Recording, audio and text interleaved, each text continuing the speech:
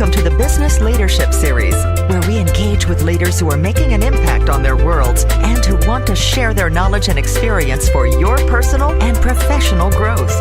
The following interview is designed to inspire you to become the best leader you can be. Your host, Derek Champagne, is the founder and CEO of The Artist Evolution, a full-service agency building successful brands, marketing tools, and campaigns, and also the author of the best-selling book, Don't Buy a Duck. And now, let's begin today's Leadership Series interview.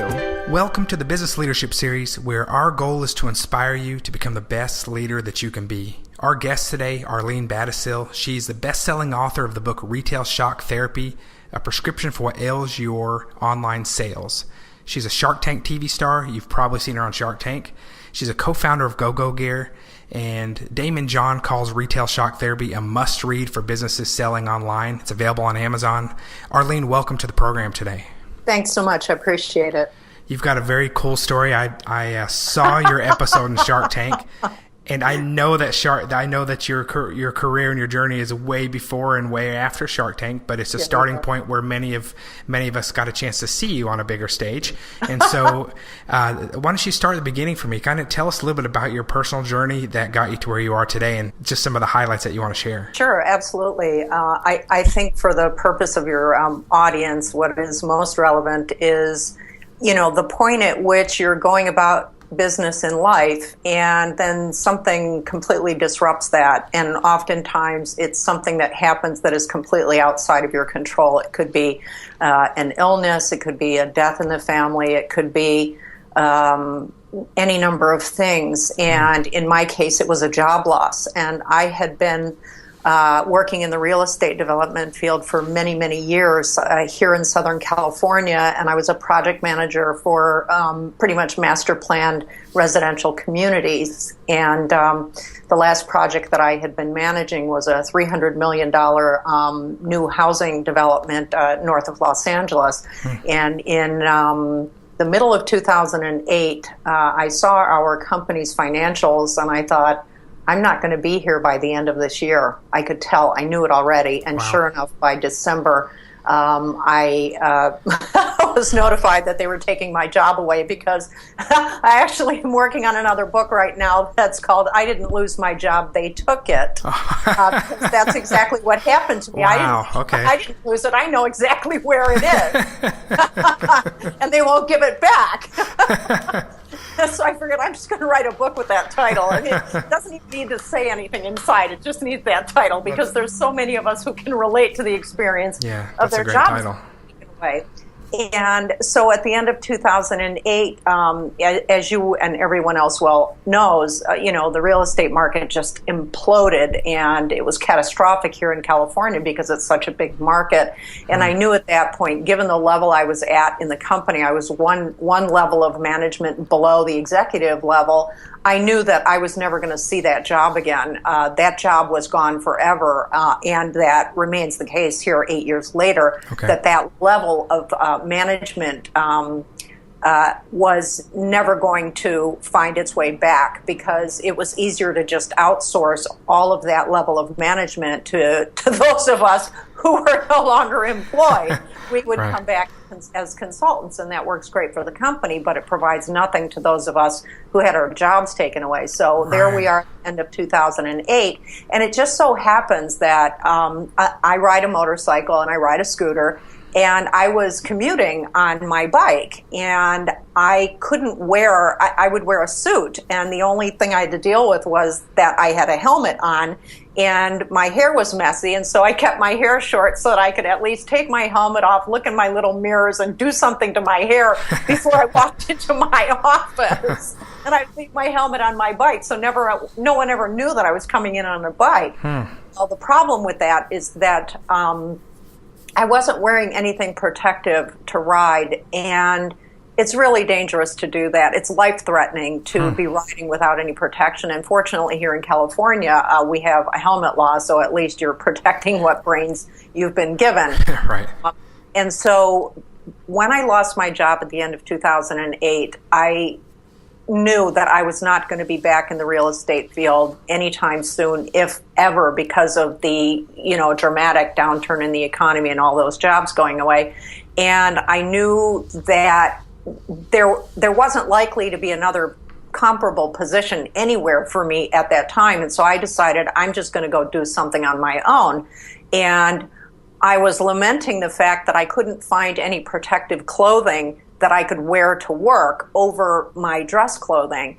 And that's when, after searching and just giving up, especially as a woman who rides, your only options are to wear stuff that's made for guys and it's cut for guys, which means it doesn't fit women, and even worse, it doesn't look good on us. Right. And so I spent the next year in 2009, I went into this completely blind. I didn't know anything about fashion. I didn't know anything about sewing. I didn't know anything about anything that had to do with making clothing, and even less making clothing for people who ride motorcycles and scooters. And so in that next year, I basically made it up as I went along. I hopped on a plane and I went to China and I interviewed 17 factories in 22 days, and I did not speak a word of Chinese. It's amazing what happens back in 2009, where Facebook barely existed and all these other things didn't exist. All these mobile apps didn't exist, but one app that did exist was language translation. And so I made my way through China using my iPhone and my little language translator, and I got samples made, and I was basically reverse engineering a regular garment and turning it into a protective one. So I was building all these safety features to the garment, and literally I was making it up as I went along. And every sample I would get, I would try it out as a rider and then go back to the factory and say, no, I need you to do this. And I had no technical experience whatsoever. And it's probably a good thing I didn't know anything, because had I would have never done this. So take me back for just a minute to, that's incredible that you went that fast ahead. You were in an uncertain place. You were laid off or leaving a job. And then what made you decide this is the direction I'm going to go? I'm going to take this as far as I can, or I'm going to take it this far. Some people have a hobby and they tinker with it a little bit. Some of us, or some entrepreneurs, they take an idea and they run with it at lightning speed. What was your mindset at that time? I think that the biggest issue for me was, at that time, not only had my job been taken away, but the stock market imploded as well. And all of my retirement money, half of it evaporated literally overnight. And at that point, I took everything out of the markets, out of the mutual fund companies, and I just put it into money markets, because I felt like, what? If I'm going to lose my money, I want to be the one responsible for losing my money, because it's already been demonstrated to me that the markets are going to lose my money, and the people who managed my money, because everybody lost their money at that time. And I felt like I never wanted to be in a situation again in my life where someone else controlled my financial or economic future. And it was from that moment forward that I said, what? I may lose everything, but at least it will have been of my own doing and no one else's. And that's what motivated the whole thing. And, I spent an extraordinary amount of money going through the process of creating this product and then this company that I could have avoided had I known what I was doing. But what I know today as a result of that investment in my own learning, it's paid off 100 times over, because I now have a thriving consulting business because of my taking that risk and saying, I'm just going to go do this. And I'll figure it out as I go along. And what I discovered along the way is, by virtue of not knowing a lot of things, especially technical things, I was able to look at situations and just see them from a common sense standpoint, where I'd be dealing with technical people and they'd be saying all this crap, and I would say, yeah, but that doesn't make any sense. And they would say, well, that's how it is. And I said, no, that's not how it is. That is not how we do this. That's not how this works. You have to figure out another way to do this. And then they would start thinking differently, because no one has ever pushed people to do anything other than what they know how to do. And this happens a lot with technical people. And so you come in, if you have an entrepreneurial bent, you have any level of management skills, you have any problem solving skills, you can pretty much walk into any situation short of trying to put, a plane into the air or send a rocket to the moon. I think you can look at any situation and kind of, suss out exactly what's going on with it and then figure out what needs to be done. And then you get the technical people that know how to do that stuff. That's great. And so I think just having that approach enabled me to be kind of fearless about this. And the other thing is that I knew I wasn't going to get a job. So what else was I going to do? Right. So I'm just going to do it myself and we'll see what happens. And so what happened is we go into 2010 and now the market has really collapsed. And I'm coming to market right at the height of the recession. Wow. One of the things that happened in the industry that I'm in right now with my bike clothing, the power sports industry, is that between 2010 and 2011, there were 18,000 retail stores selling motorcycles and scooters, ATVs, anything that had an engine in it minus the automobile. There were 18,000 of those stores in the United States in 2010, and by the end of 2011, there were only 10,000 of them left. Wow. We lost 8,000 retail outlets in 1 year. And what happened when we came to market at the beginning of 2010, the product was now in the country, ready for sale. We were going into stores at that point.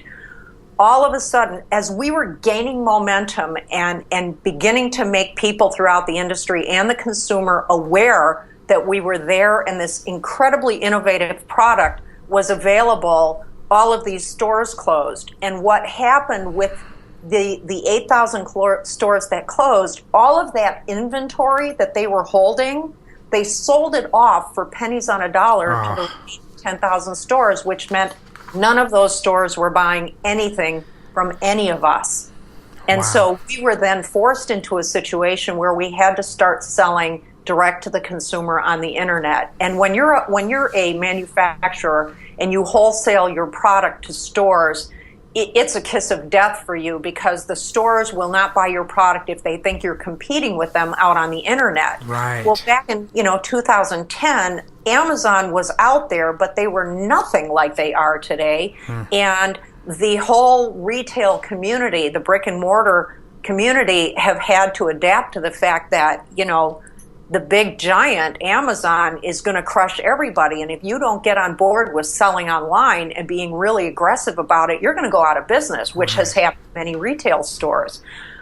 So there we are coming to market at the worst possible time and struggling our way through. We were on Shark Tank. I think we filmed that episode in, I think it was August of 2011, and the first airing of that episode was in March of 2012. So what's funny is that episode has been in reruns probably 10 or 15 times now, and it's international. So I always know when the rerun has aired somewhere in the world because we get a flurry of emails from people saying, "Oh, I just saw you on Shark Tank."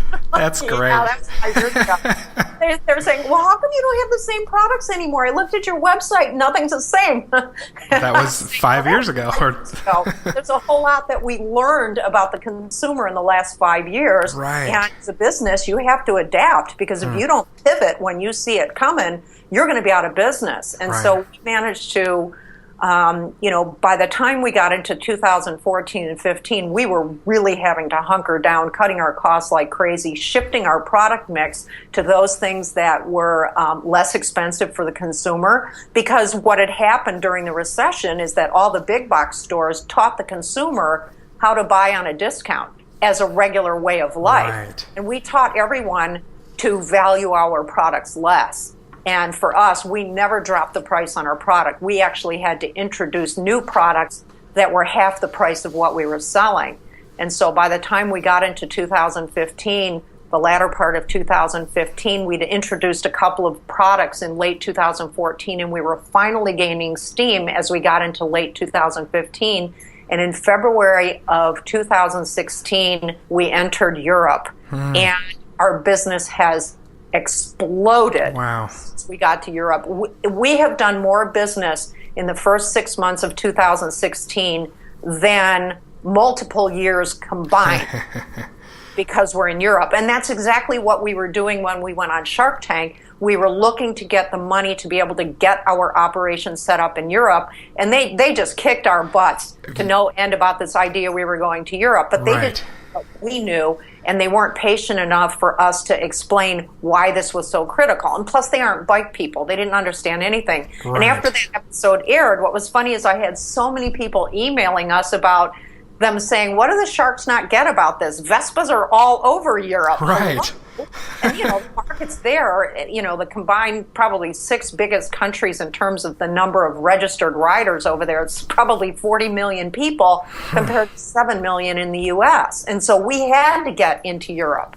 And so we finally did at the beginning of this year, and it has been absolutely stunning, the growth that we've seen in our company. Wow. And so here we are. And then in the middle of all of this, I built the company and the brand using nothing but social media.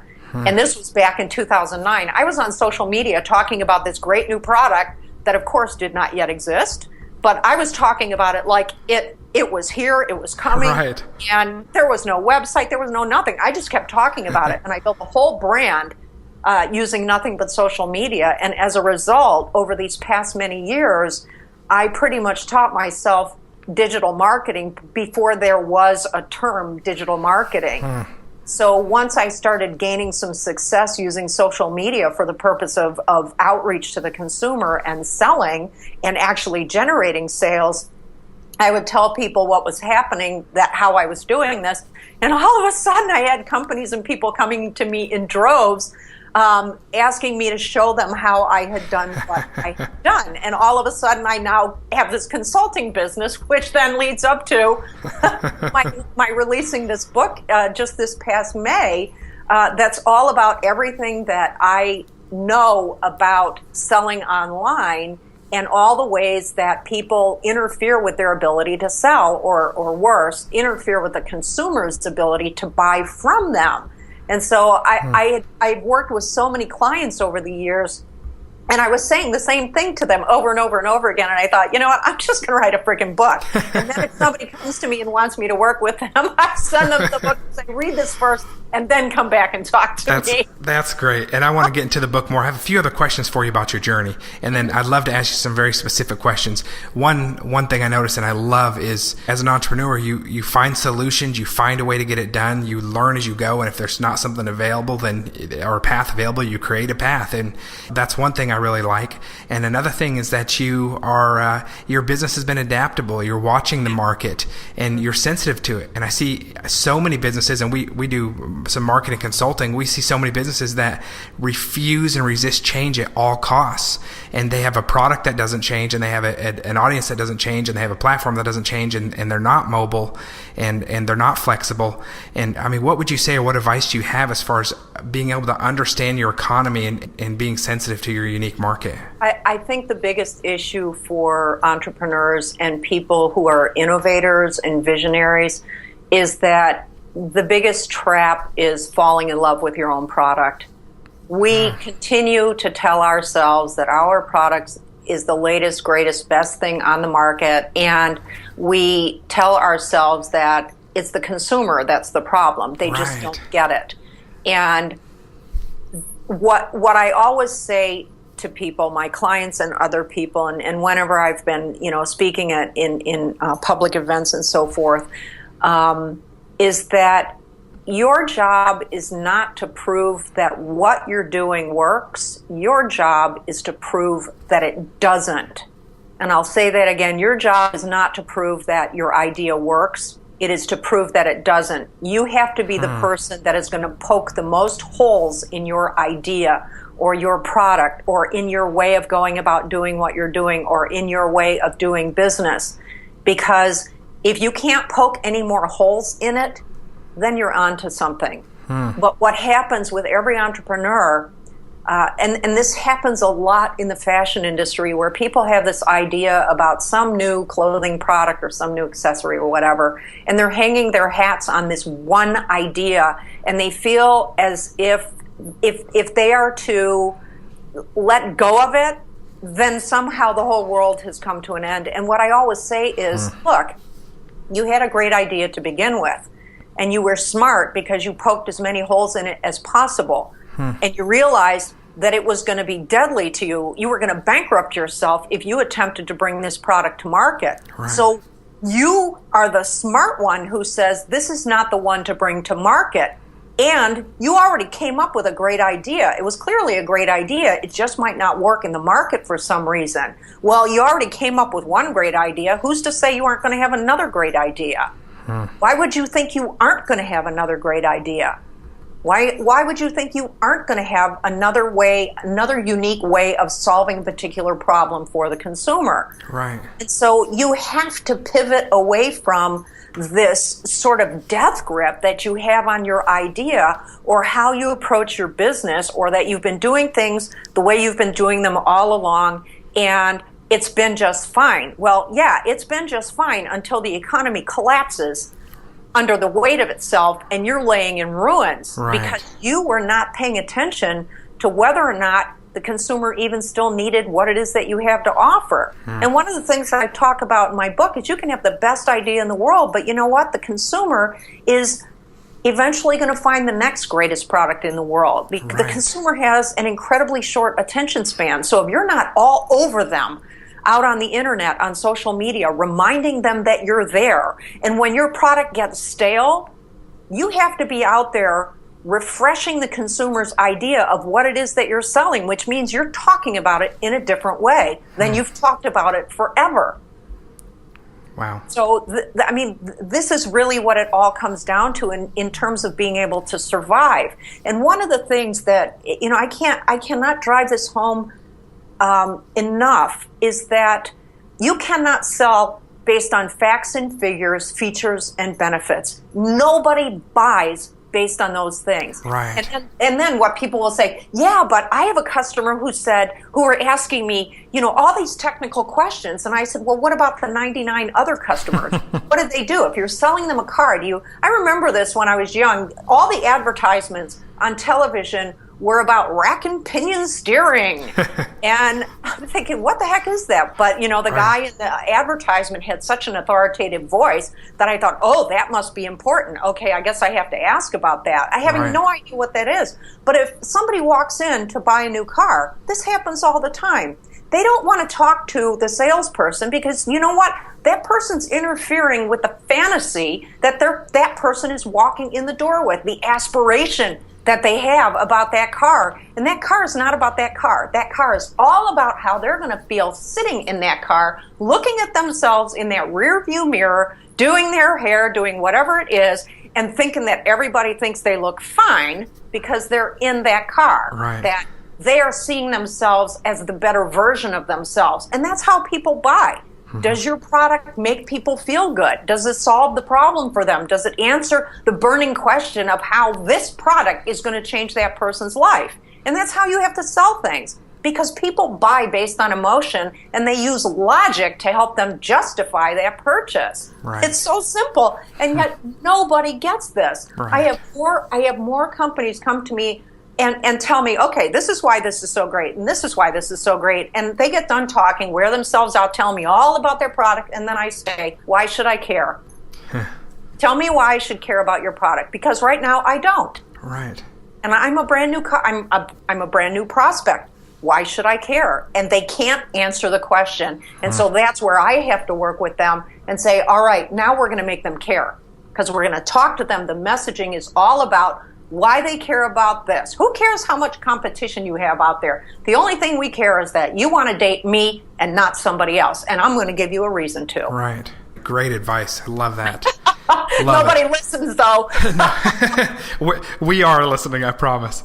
Let me ask you, on a lighter side, I'd love to ask you about, I was reading an article where we talk about testing your own product, and I had a big smile on my face reading that, looking at you. I think you went down a hill, you were dragged behind a motorcycle, and I said, wow, that is really somebody who's going the extra mile to make sure that their product is good for the consumer. And so I made a note that I had to ask you to tell me a little bit about those testing times. Well, this is in the early days when I didn't know any better. I was a little younger, so throwing yourself down a hill hurt a little less then than it might today. But, I thought, okay, how am I going to prove that this product that I've invented actually works? And I was so naive that I thought if I just threw myself down a hill, I'm all geared up and I take a running start and then I throw myself down this hill and I went tumbling down the hill. But, when I posted that video on YouTube, oh my God, legitimate motorcycle people were just crushing me. This is not how you test things. Only, I got enough bad comments on that. I got more people looking at it. So from a marketing and advertising standpoint, it did beautifully. Because any the press trick. is good press, even Right. if it's horrible. And so that was my first exercise in understanding, gosh, I really have no idea what I'm doing here. Well, I love it. You went behind it. Were dragged behind a motorcycle too, as well, right? Yes, I figured I needed to show that I was willing to put myself in harm's way. And yes, I had a guy drag me about 80 feet down the pavement. Wow. In one of the garments that I had made, because what I felt was really important is that for people who are looking for things to keep them safe, the best way of showing them that it's safe is showing that it works. And so, as has been the case since the beginning, whenever we've had a customer crash in one of our garments, I always ask to get the garment back so I can inspect it and see how it performed, because all of that is learning for me in terms of improving the product. And so, I will always do videos and post them on the internet and also on Facebook and the rest of social media, demonstrating this is the garment, this is what the customer told me happened to them in this crash, and here I'm showing you the actual garment, because it lends so much confidence to the consumer that, yes, I see it, I know that this has happened, and I can feel safe in this too. It's one thing to have your friends recommend a product and say, oh, I just love it, it fits great, it looks great, and whatever. But when you're talking safety, the best, recommendation comes from someone who's crashed in it. Right. Yeah, that's more powerful endorsement. Absolutely. So you're my favorite type of person to learn from, because you've gone out there and done it. There's consultants out there you can learn from on so many different variety of topics. I've got an agency. I've got a book on marketing. You're the guru. You're the type of people that I want to learn from the most. You've done it very well. So I'd love to hear from you more about some of the things you've learned. I mean, you've got this best-selling book, Retail Shock Therapy, talking about online sales, but tell me a little bit more about social media, about digital marketing, and some of the fun things that you've seen work really well, or some of the things that you're excited about that have really gotten great viral value or have been a great tool for you. I think that when you have a product that you're trying to sell online, many people go the route of, okay, I need a Facebook page, I need to get a zillion fans on my Facebook page, I need to be posting 50 billion times a day. And what happens is that we as business owners will listen to consultants who tell us all the technical part of the exercise, or they say, this is what we will do for you, but they never talk about the intended outcome, which is to get the consumer to buy. And I find that there are so many consultants who will charge companies all kinds of money to do the act of social media for them. Right. But, what's the deliverable? What is the true valuable deliverable in what someone is doing? And in my estimation, it is the sale. Are you delivering sales to me? Because in digital marketing, I can drive traffic all day long, anywhere you want me to drive it. But if that person is not buying, we've got a problem. Right. And it can be one of two things. You're driving the wrong traffic, or it could be a problem with the product. And this is something that I talk about in the book, is that people are so wedded to their product that they never want to accept the fact that maybe the consumer is not interested in their product anymore. And that's in the natural life cycle of a product. You only have a certain number of years before someone knocks you off, or because someone else comes out with a new and better and improved version of yours, or the consumer taste has changed.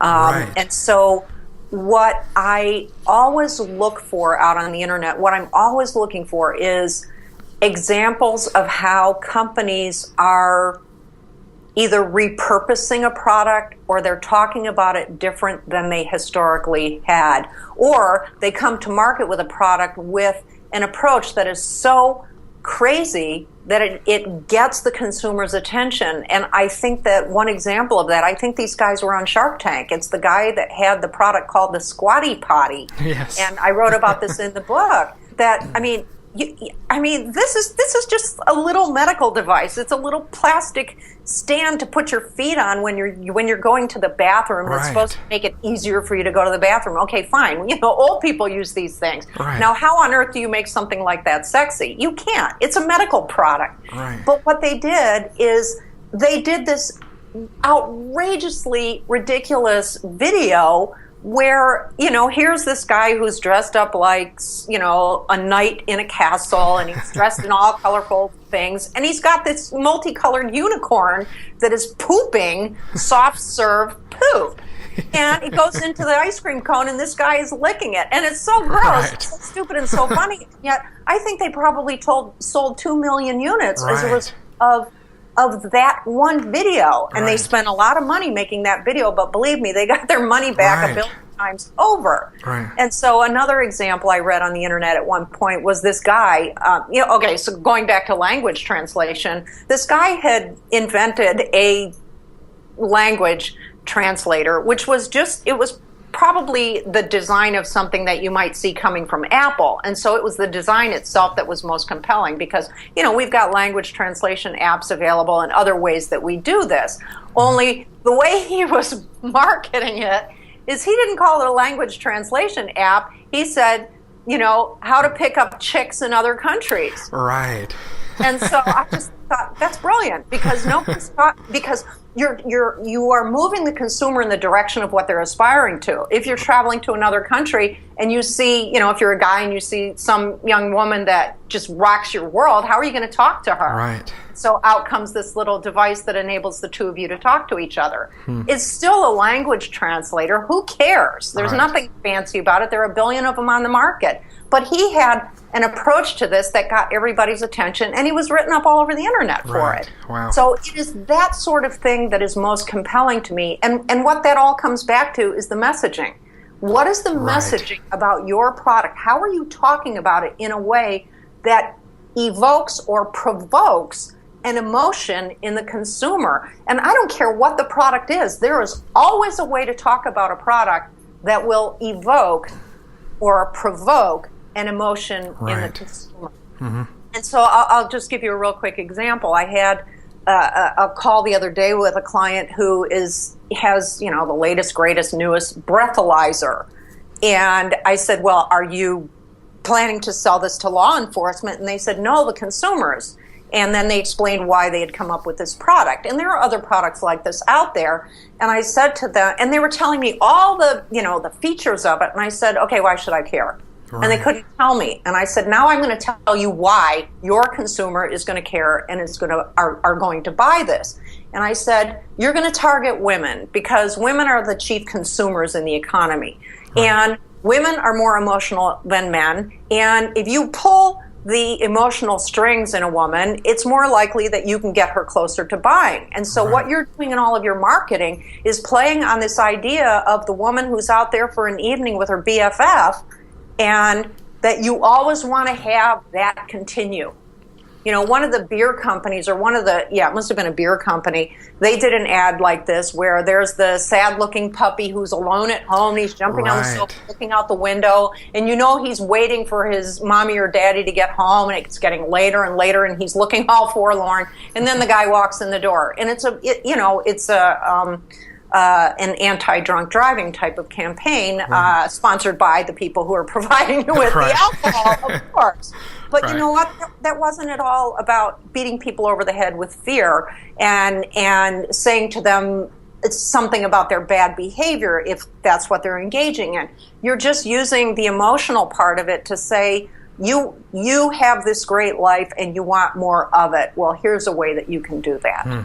Yeah, that's great. Thank you so much for sharing that. That's very powerful.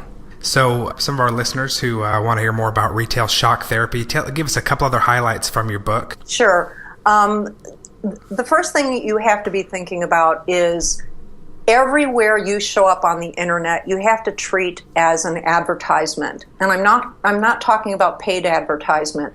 Whenever someone sees you anywhere on the internet, you are one click away from losing that person. So if somehow someone managed to get to your website or your Facebook page or a blog post that's been written about you, or one that you have written, you have to consider that that person, once they arrive there, they're one click away from leaving. And if you don't give them a reason to stay there, everything you went to get that person there has been wasted. Because what did you do? What did you give them once they got there? And because people have such a short attention span, you have to grab them by the throat the second they arrive, wherever it is that they're showing up. And so one of the examples is when people come to your website or they come to your Facebook page, the top of their computer screen or their mobile device is showing a big space that is often taken up with, here's the name of your company, here's the navigation items, your main menu, and it's usually some picture of something. It might be a picture of the product, it might be, I don't know, a picture of hummingbirds or something. And when they arrive at the website, they have no idea what it is that you're doing. What are you saying to them? What have you done to tell them what you want to do when they arrive there? What kind of image have you presented to them that is provocative enough to get them to want to scroll down your website? Right. Because one thing people do is they're fretting so much about their website and how do I write this page and what should I say and what do I need to include? And then here's all these extra pages that you can click through. They're never going there. You can look at your Google Analytics and see where people are going to and just look at your bounce rate. Right. You can have the best looking website and have a bounce rate of 97%. That people get there and they have no idea what they're doing there and they leave because you didn't give them a reason to stay. Right. And so front and center, your top of your website, what is visible on a computer screen or a mobile device, that's your billboard. Right. The same thing with your Facebook cover photo. That is your billboard. And on that billboard, you need to show an image that is really compelling. It may not even have anything to do with your product, but you show this image that is really compelling, it's provocative, and you use a sentence, you use a caption, you use text on that image to give them an understanding of what you're doing there. So let's say it's an alarm company, and so you might use an image of someone inside in their bed sleeping and some dark shadowy silhouetted character outside the window, so you instantly understand there's a level of fear here. Right. And your text might say something like, intruders not allowed, or are you sleeping well through the night? Right. Or how do you sleep at night? And so it's kind of like you're poking the bear. You keep poking at the consumer. You're poking them to provoke them to act. And so here you've got this scary picture. Here you've said, how well do you sleep at night? And somewhere else there's a call to action button that says, click here, click to feel safe at night. Right. Peace of mind is a click away or click it. Yeah, exactly. That's great. Exactly. Yeah, and we see so many times where often we tell clients it's unconscionable to have a big advertising campaign or whatever campaign you have, and then your goal was to get them to the site, and then when they get there and they don't know what to do next, hold their hand, take them. As consumers, our attention span is so short now. We expect to be catered to when we get somewhere, and we expect for you to tell us that and to take us through the process we want to be. We'll have shy clients who say, we don't want to sell. No, they want to be. Yeah, there's the right way to do it, but they are expecting that when they get there, and so take them the rest of the way and hold their hand. Absolutely. Everything you just said is spot on. And another thing that people are, business owners are really reluctant to do, companies are really reluctant to do this. In fact, I had a meeting with the Subaru Corporation, and I was reviewing all of what they're doing in their digital marketing and so forth, and they were doing a phenomenal job. And this was with an agency that I was working with. And then I asked them why it was I never got an email from them.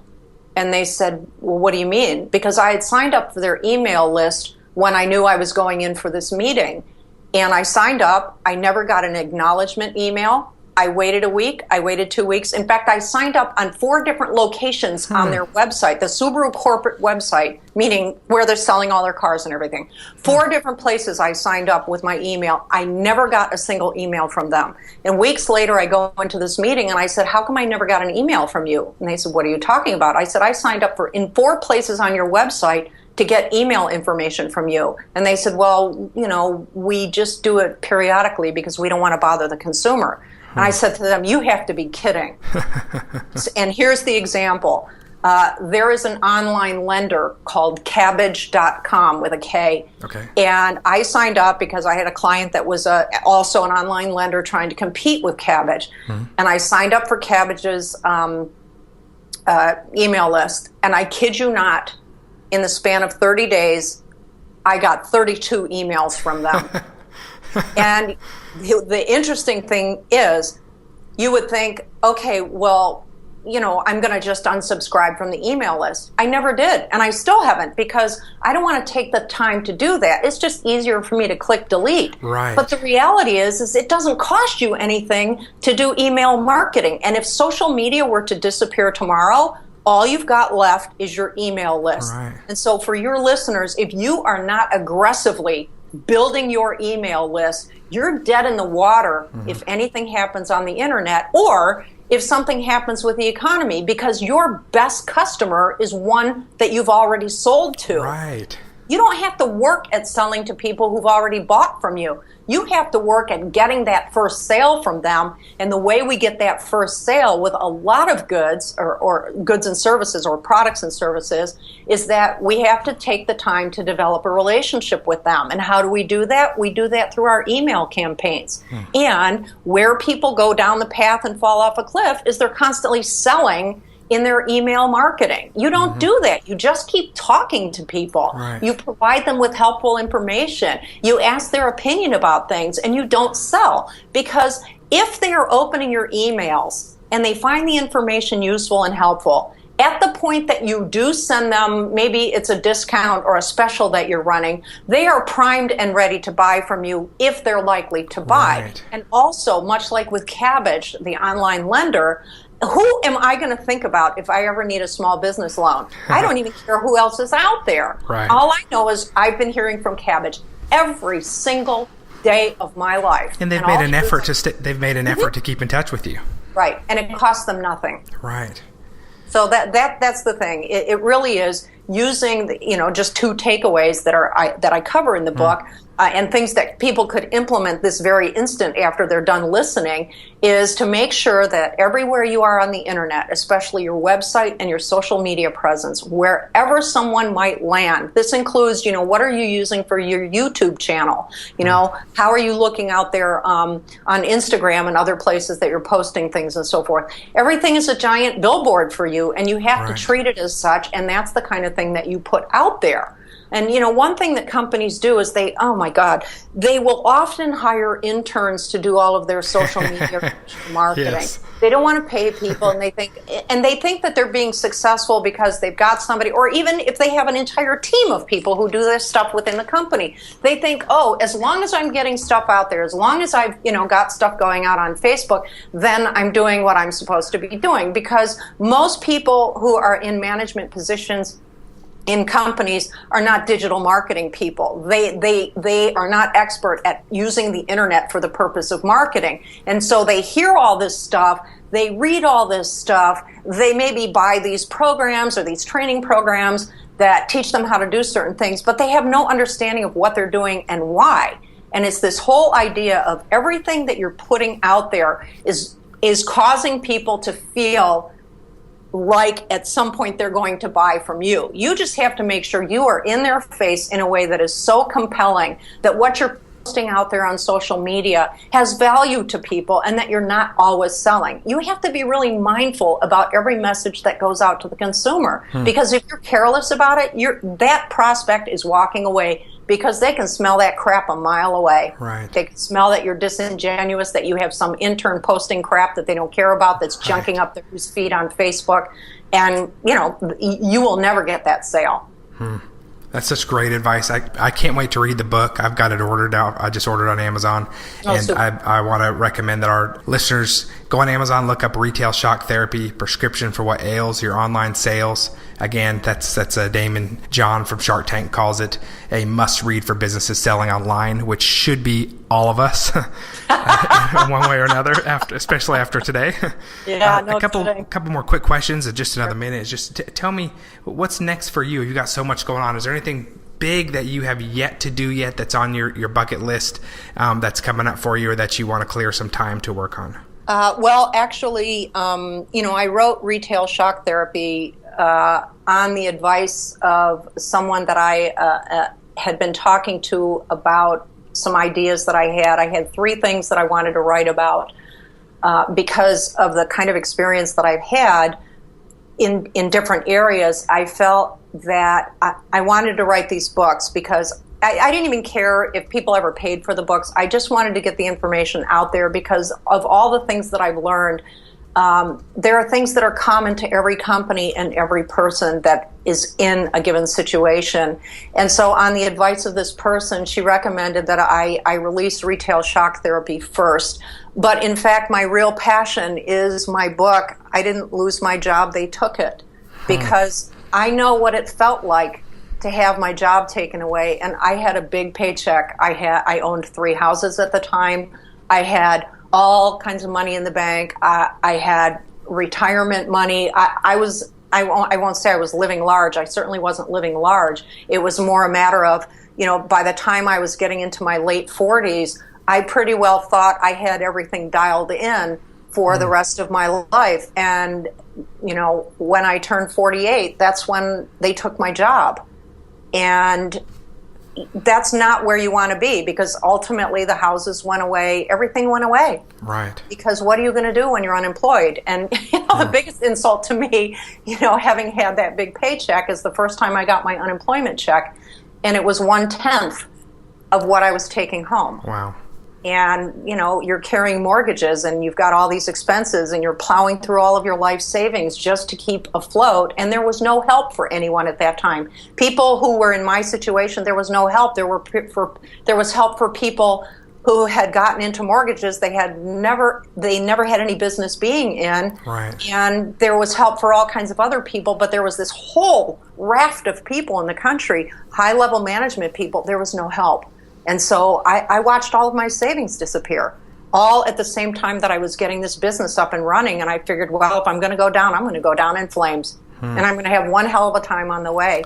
And so for me, the thing that I feel most emotionally committed to is the completion of this book, which I should have done within the next month or 2, because I feel that when a person has their job taken away, what happens to them emotionally because of how tied we are to the employers that provide us with our income, it just is devastating. And the last half of the book, I talk about all the ways you get yourself back into all of the ways that you re-enter the market in a way you are in control of things and that you're never in that situation again. That's exciting. I look forward to reading that one as well. Arlene, thank you so much for being our guest today. It's my pleasure. Thank you so much. You're again an inspiration, a great example. You're an innovator. You are a great entrepreneur. You're very successful. You've created an international brand. Congratulations. Yep. Thank you. And coming out of having a job loss, which you're writing about right now, to what you've done today is truly incredible, and it's just a great example of the American dream and the innovative entrepreneurial spirit. And it's exciting to see. So we look forward to continuing to following you and seeing the great things that you do next, and to reading your books. So thank you again, and we wish you the best. Oh, thanks so much, Derek. I really appreciate it and wish best of luck to all of your listeners. Thank you so much. You've been listening to the Business Leadership Series, where we engage with leaders who are making an impact on their worlds and who want to share their knowledge and experience for your personal and professional growth. This interview was designed to inspire you to become the best leader you can be. Take a 5-minute complimentary marketing assessment for your business. Whether you're a startup or an established brand looking for more quality customers for your business, this confidential assessment will help you identify the next logical steps for appropriate marketing tools, strategy, and development for making sure your branding and marketing campaign is a success. This Visit assessmymarketing.com today. That's assessmymarketing.com.